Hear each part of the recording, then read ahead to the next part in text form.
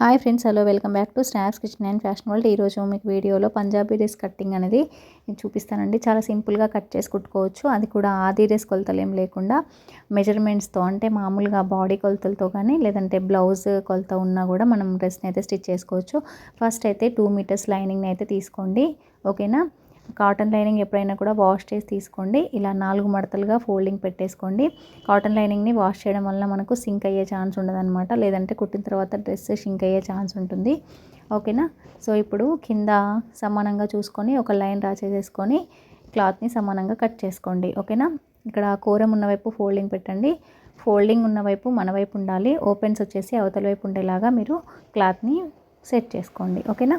First అయితే height measure చేసుకోండి. నార్మల్గా మీరు హైట్ ఉన్నట్లయితే మనకు 2 మీటర్ల లైనింగ్ అనేది సరిపోతుంది కరెక్ట్గా. ఇంకా కొంచెం ఏమైనా హైట్ తక్కువ ఉంటే కొలత చూసుకొని అక్కడికి కట్ చేసి తీసుకోండి, ఓకేనా. ఇప్పుడు షోల్డర్కి అలాగే నెక్కి కలిపి 6.5 ఇంచులకి మార్క్ చేస్తున్నాను, ఓకేనా. సో మీరు బ్లౌజ్ ఒకవేళ 5.5కి పెట్టుకున్నట్లయితే 6.5 కొలత పెట్టుకోండి. బ్లౌజ్ ఒకవేళ 6 ఇంచులకు తీసుకుంటే 7 ఇంచుల వరకు క్లాత్ని అయితే తీసుకోండి, ఓకేనా. బ్లౌజ్ మనకి షోల్డర్కి నెక్కి కలిపి ఎంత తీసుకుంటామో దానికి 1 ఇంచ్ ఎక్స్ట్రా కలిపి తీసేసుకోండి, ఓకేనా. ఇక్కడ ఆమ్ రౌండ్ వచ్చేసి 7 ఇంచెస్కి మార్క్ చేస్తున్నాను, ఓకేనా. సో ఈ విధంగా బాక్స్ లాగా డ్రా చేసుకోండి. ఇక్కడ నెక్కి వచ్చేసి 3 ఇంచులు, అలాగే షోల్డర్కి వచ్చేసి 3.5 ఇంచులు తీసుకున్నాను. ఇక్కడ నెక్ డౌన్ వచ్చేసి 6 ఇంచెస్కి తీసుకుంటున్నాను, ఓకేనా. Neck down, back neck, front neck చూసి మీరు తీసుకోండి, ఓకేనా. ఫ్రంట్ నెక్ 6 ఇంచెస్ తీసుకుంటున్నాను, బ్యాక్ నెక్ వచ్చేసి 4 ఇంచెస్కి తీసుకుంటున్నాను. సో బ్యాక్ నెక్ డీప్ కూడా పెట్టుకోవచ్చు మీరు కావాలంటే, ఓకేనా. సో ఈ విధంగా బాక్స్ లాగా తీసేసుకొని బ్యాక్ రౌండ్ డ్రా చేస్తున్నాను. ఫ్రంట్ నెక్ వచ్చేసి వి షేప్లో ఉండేలాగా డ్రా చేసుకున్నాను, ఈ విధంగా అనమాట. ఇప్పుడు మన దగ్గర ఆది డ్రెస్ ఏం లేదు కాబట్టి సో ఇలా మెజర్ చేసుకోండి. పైన షోల్డర్ దగ్గర నుంచి 9 ఇంచెస్ దగ్గర ఒక మార్కింగ్ పెట్టండి, ఓకేనా. ఈ 9 ఇంచెస్ దగ్గర చెస్ట్ లూజ్ మార్క్ చేసుకుంటాము, ఓకేనా. సో కిందకి 13 ఇంచెస్కి ఒక మార్కింగ్ పెట్టండి. ఇక్కడ నడుం దగ్గర లూజ్ మార్క్ చేస్తాము. 19 ఇంచెస్ దగ్గర మార్క్ పెట్టుకోండి. ఇక్కడ హిప్ లూజ్ మార్క్ చేస్తాము, ఓకేనా. ఇదైతే ఎవరికైనా కూడా కరెక్ట్ మెజర్మెంట్ అండి. ఆ డ్రెస్ లేకుండా మీరు ఈజీగా స్టిచ్ చేసుకోవచ్చు, ఓకేనా. ఇలా మార్కింగ్స్ అయితే పెట్టేసుకోండి. ఇప్పుడు మనకి నడుం లూజ్ వచ్చేసి ఒక 40 ఇంచెస్ ఉందనుకోండి, దాంట్లో సగం 20 ఇంచెస్ తీసుకోండి. 20 ఇంచెస్కి ఒక 1 ఇంచ్ యాడ్ చేయండి, ఓకేనా. అంటే బ్లౌజ్ మెజర్మెంట్ తీసుకున్నట్లయితే బ్యాక్ పార్ట్ నుంచి చంక భాగం దగ్గర నుంచి తీసుకుంటాం కదా, అది 20 ఇంచులు ఉందనుకోండి, దానికి ఒక 1 ఇంచ్ యాడ్ చేయండి. అంటే బ్లౌజ్ మెజర్మెంట్ కంటే ఒక 1 ఇంచ్ యాడ్ చేస్తే మనకి ఈ డ్రెస్కి ఒక 2 ఇంచులు మనకి ఎక్స్ట్రా వస్తుంది అనమాట లూజు, ఓకేనా. సో ఇప్పుడు 21 ఇంచుల్లో సగము 10.5 ఇంచులకు వస్తుంది. ఈ 10.5 ఇంచులు వచ్చేసి మనకు చెస్ట్ లూజ్ అనమాట డ్రెస్కి, ఓకేనా. ఈ 10.5 దగ్గరికి మార్కింగ్ పెట్టేయండి. ఈ 10.5 ఇంచుల దగ్గర నుంచి 1.5 ఇంచు ఖర్చు పెట్టుకోండి, ఓకేనా. ఇలా అనమాట, ఇది మనకు చెస్ట్ లూజ్. ఇప్పుడు మనకి నడుం దగ్గర వేస్ట్ లూజ్ కావాలి కదా, నడుం లూజు 10.5 ఇంచులు తీసుకుంటాం కదా, దానికంటే ఒక 1 ఇంచ్ తగ్గించి నడుం లూజ్ మార్క్ చేసుకోండి. అంటే 9.5 ఇంచులకి మార్క్ చేసుకోండి. అలాగే 1.5 ఇంచులు ఖర్చుల కోసానికి మార్క్ చేసుకోండి, ఓకేనా. ఇలా అనమాట, ఇది మనకు వేస్ట్ లూజ్ వచ్చేస్తుంది. ఇప్పుడు మనకు హిప్ లూజ్ కావాలి కదా, హిప్ దగ్గర మనము పైన చెస్ట్ లూజ్ 10.5 పెట్టుకున్నాం కదా, దానికి 1 ఇంచ్ యాడ్ చేయండి. అంటే 11.5 ఇంచులు అనమాట. ఇక్కడ మనం 19 ఇంచెస్కి మార్క్ చేసుకున్నాం కదా హైట్, పైనుంచి షోల్డర్ దగ్గర నుంచి 19 ఇంచెస్ దగ్గర మార్క్ చేసుకున్న లైన్ దగ్గర వెడల్పు 11.5 ఇంచులు మార్క్ చేయండి, ఓకేనా. సో 11.5 ఇంచులకి హిప్ లూజ్ మార్క్ చేసి దీనికి ఖర్చులు వచ్చేసి ఒక 1 ఇంచ్ మాత్రమే యాడ్ చేయాలి. పైన 1.5 ఇంచ్ పెట్టుకున్నాం కదా ఖర్చులకి, ఇక్కడ మాత్రం 1 ఇంచ్ యాడ్ చేయాలి, ఓకేనా. హిప్ దగ్గర ఇక్కడ మనకు కట్స్ వస్తాయి, కట్ ఓపెన్ అవుతుంది, అందుకని 1 ఇంచే పెట్టుకుంటే మనకు కట్స్ అనేవి నీట్గా వస్తాయి, ఓకేనా. సో ఇప్పుడు ఇక్కడ నుంచి ఇలా మార్క్ చేసుకోండి. ఇది మనకు డ్రెస్ మెజర్మెంట్ అనమాట. సో ఇలా కనుక మీరు తీసుకుంటే డ్రెస్ అయితే పర్ఫెక్ట్గా స్టిచ్ చేయగలుగుతారు. ఈ విధంగా హిప్ లూజ్ వరకు మార్కింగ్ పెట్టుకున్న తర్వాత మనకు కింద లూజ్ వచ్చేసి, అంటే టాప్ లూజ్ కింద ఉంటుంది కదా, అది వచ్చేసి పైన హిప్ కంటే ఒక 1 ఇంచ్ ఎక్స్ట్రా పెట్టుకోండి, ఓకేనా. సో ఇలా మార్కింగ్ పెట్టుకున్న తర్వాత ఇప్పుడు ఈ కింద మార్క్ లైన్ దగ్గరికి అలాగే ఈ ఖర్చుల లైన్ దగ్గరికి కలిపేసుకోవాలి, ఓకేనా. ఇలా అనమాట, ఈ విధంగా లైన్ డ్రా చేసేసుకొని తీసుకోండి. ఇప్పుడు టాప్ కింద లెంత్ దగ్గర ఇలా ఒక 1 ఇంచ్ డౌన్ ఇలా రౌండ్ కట్ చేసుకోండి, ఈ విధంగా. ఇలా చేసుకుంటే టాప్ షేప్ అనేది కింద నీట్గా వస్తుంది. లైనింగ్కి ఏం అక్కర్లేదు, మెయిన్ ఫ్యాబ్రిక్కి తీసుకునేటప్పుడు తీసుకోండి. ఓకేనా. ఆమ్ రౌండ్ దగ్గర 1.5 ఇంచుకి మార్క్ చేసుకొని రౌండ్ డ్రా చేసుకోండి. బ్లౌజ్కి అయితే 1.5 తీసుకుంటాం కదా, డ్రెస్కి అయితే 1.5 తీసుకుంటే సరిపోతుంది. ఓకేనా. ఇలా తీసుకున్న తర్వాత కింద కొంచెం లోచంక కూడా డ్రా చేసుకోండి. ఈ విధంగా చేసుకున్న తర్వాత ఇప్పుడు కట్ చేసుకోండి. ఫస్ట్ మనము బ్యాక్ నెక్ని కట్ చేసుకోవాలి. ఓకేనా. ఏదైతే మనకు నెక్ అయితే హై నెక్ తీసుకున్నాం కదా, బ్యాక్లో 4 ఇంచెస్కే పెట్టాం కదా, అందుకని నెక్ అనేది చూసి కట్ చేసుకోండి.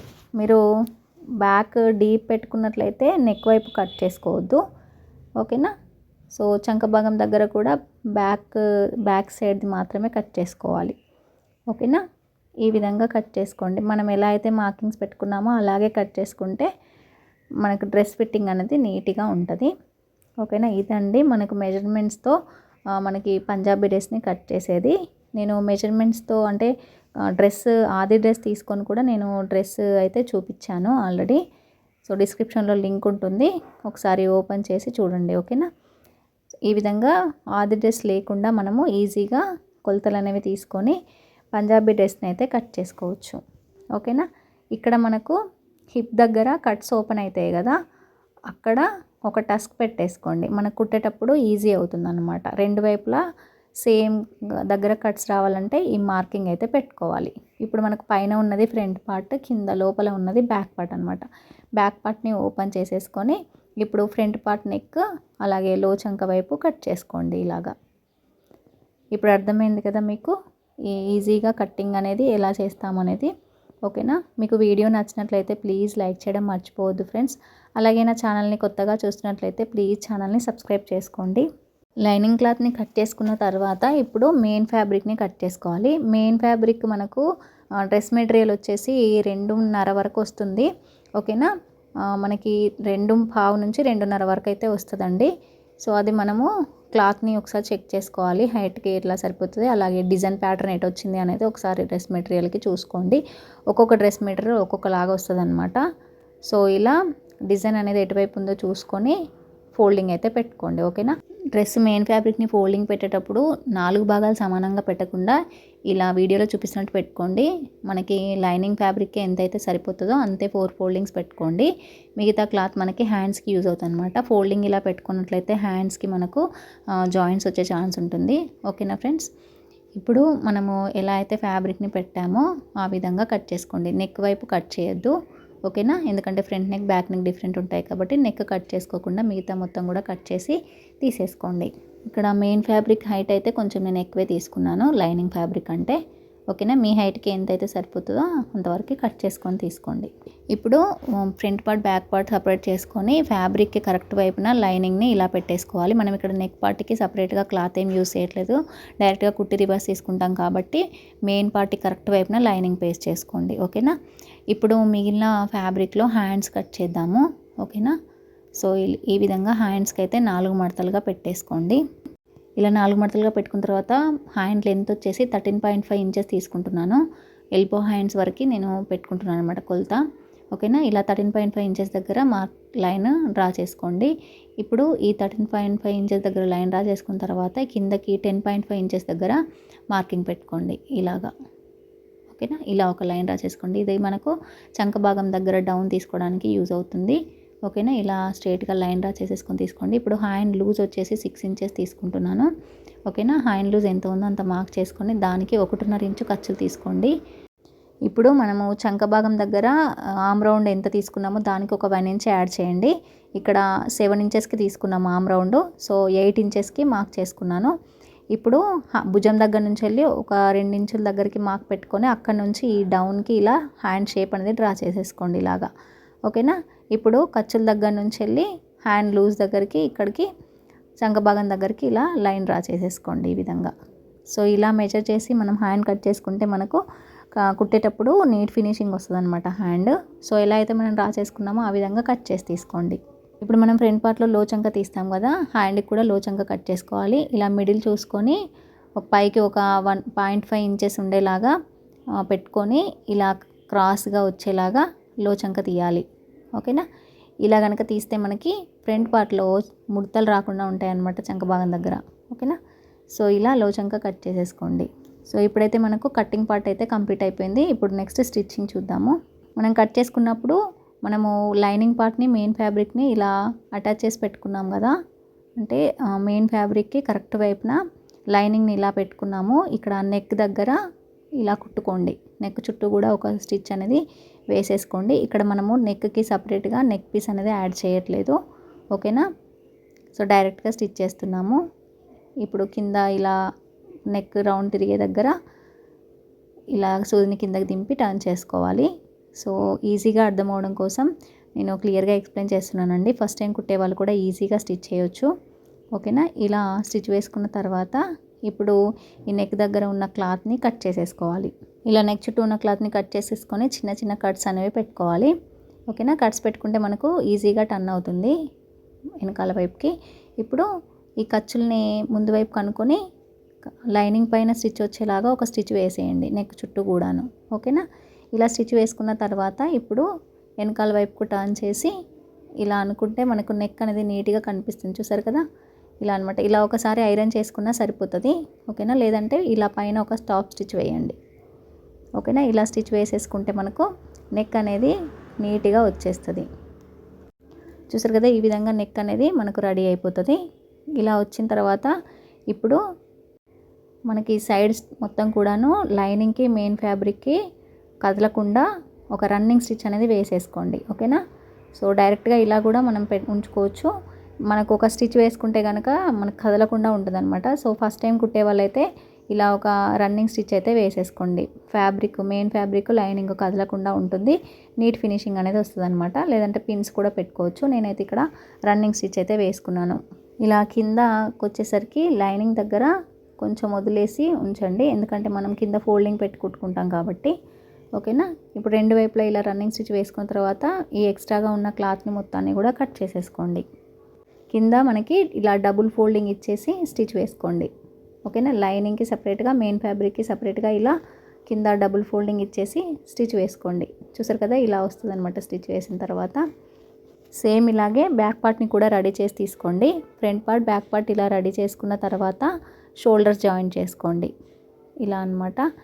సేమ్ ఫ్రంట్ పార్ట్ని ఎలా కుట్టామో బ్యాక్ పార్ట్ని కూడా అలానే కుట్టి తీసుకున్నాను. ఇప్పుడు షోల్డర్ అనేది జాయిన్ చేయండి. షోల్డర్ కరెక్ట్గా చూసి జాయిన్ చేసుకోండి. ఓకేనా. ఈ విధంగా రెండు వైపులా షోల్డర్ జాయిన్ చేసుకున్న తర్వాత మనము హ్యాండ్స్ జాయిన్ చేసుకోవాలి. హ్యాండ్స్ కోసం ఆల్రెడీ క్లాత్ని ఇలా కట్ చేసి పెట్టుకున్నాం కదా, మనం లో చంక కట్ చేసుకున్న వైపు ఫ్రంట్ పార్ట్ వైపు రావాలన్నమాట. ఓకేనా. అలా రెండు హ్యాండ్స్ని ఇలా చూసుకొని ఎటువైపు మనకి ఫ్రంట్ పార్ట్లో లో చంక వస్తుందో ఒకసారి చెక్ చేసుకొని ఇలా జాయిన్ చేసుకోవాలి. ఓకేనా. లో చంక ఎప్పుడైనా కూడా ముందుకి ఉండాలన్నమాట. ఇప్పుడు మనం షోల్డర్ దగ్గర అలాగే హ్యాండ్ మిడిల్ పాయింట్ పెట్టుకున్నాం కదా, అది ఒకే దగ్గర వచ్చేలాగా ఇలా పెట్టుకొని హ్యాండ్ మిడిల్ దగ్గర నుంచి షోల్డర్ దగ్గరికి ఇలా పెట్టుకొని కుట్టేసుకోవాలి. ఓకేనా. సో మనము హ్యాండ్ అనేది కరెక్ట్గా ఫిట్టింగ్ వచ్చిందా లేదా తెలుసుకోవడం కోసానికి ఇలా క్లాత్ మనం హ్యాండ్ని జాయిన్ చేసేటప్పుడు చంక భాగం దగ్గర మనకి క్లాత్ అనేది కరెక్ట్గా ఈక్వల్గా రావాలన్నమాట. ఓకేనా. సో హ్యాండ్ క్లాత్ అనేది సరిపోకుండా వస్తే మనకు చంక భాగం దగ్గర లాగినట్టుగా అవుతుంది అనమాట. సో అందుకని ఒకసారి చూసుకోండి అటాచ్ చేసేటప్పుడు. ఓకేనా. హ్యాండ్ క్లాత్ అలాగే మనకు మెయిన్ ఫ్యాబ్రిక్ ఉన్న చంక భాగం క్లాత్ అనేది కరెక్ట్గా ఉండాలి. మనం కుట్టేటప్పుడు కూడా హ్యాండ్ క్లాత్ని మాత్రమే లాగి పట్టుకోవాలి. ఓకేనా. మెయిన్ క్లాత్ని లాగకూడదు. అంటే హ్యాండ్ వైపు ఉన్న క్లాత్ని మాత్రమే ఇలా లాగి పట్టుకుంటూ స్టిచ్ వేయాలన్నమాట. ఓకేనా. ఈ విధంగా హ్యాండ్స్ అయితే జాయిన్ చేసేసుకోండి. ఓకేనా. రెండు వైపులా హ్యాండ్ జాయిన్ చేసుకున్న తర్వాత మనము సైడ్ జాయింటింగ్ వేసుకోవాలి. సో హ్యాండ్ జాయిన్ చేసిన తర్వాత మనకి ఇలా వస్తుంది. ఇప్పుడు కింద నేను ఇక్కడ డబుల్ ఫోల్డింగ్ ఏం పెట్టట్లేదు. మామూలుగా అయితే డబుల్ ఫోల్డింగ్ పెట్టి కుట్టుకోండి. ఇక్కడ కోరం ఉంది కాబట్టి ఇలా ఫోల్డింగ్ పెట్టి నేను ఎమ్మింగ్ చేసుకుంటున్నాను. మీకు కనుక పోగులు పోతున్నట్లు క్లాత్ ఉంటే కనుక డబుల్ ఫోల్డింగ్ పెట్టి స్టిచ్ వేసుకోండి. ఓకేనా. నేను ఇక్కడ 1 ఫోల్డింగ్ ఇచ్చి ఎమ్మింగ్ చేసుకుంటున్నాను. ఓకేనా. సో ఇప్పుడు సైడ్ జాయింటింగ్ చేద్దాము. సో సైడ్ జాయింటింగ్ చేసేటప్పుడు ఇక్కడ మనం ఫోల్డింగ్ వచ్చేసి ఇలా ఎమ్మింగ్కి సరిపోయేలాగా ఇలా ఫోల్డింగ్ ఇలా పెట్టుకొని ఖర్చుల కోసం మనం పాయింట్ ఎక్కడైతే పెట్టుకున్నామో అక్కడ నుంచి స్టిచ్ స్టార్ట్ చేయాలి. ఓకేనా.